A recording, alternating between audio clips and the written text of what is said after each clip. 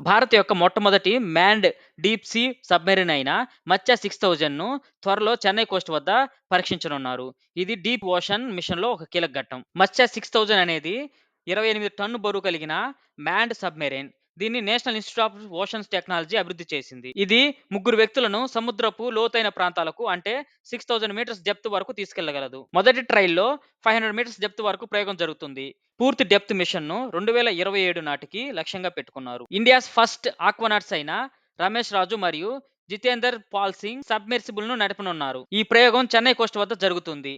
దీని ద్వారా India deep sea human ఎక్స్‌ప్లోరేషన్‌లో ఉన్న కొన్ని దేశాల జతన నిలుస్తుంది. మత్స్య 6000 అభివృద్ధిలో డిఆర్‌డీఓ, సీఎస్ఐఆర్, ఇస్రో వంటి సంస్థలు భాగస్వామ్యం అయ్యాయి. ఇందులోని టైటానియం పర్సనల్ స్పేర్ అనే ముఖ్యమైన సేఫ్టీ భాగాన్ని ISRO liquid propulsion system centre తయారు చేస్తోంది.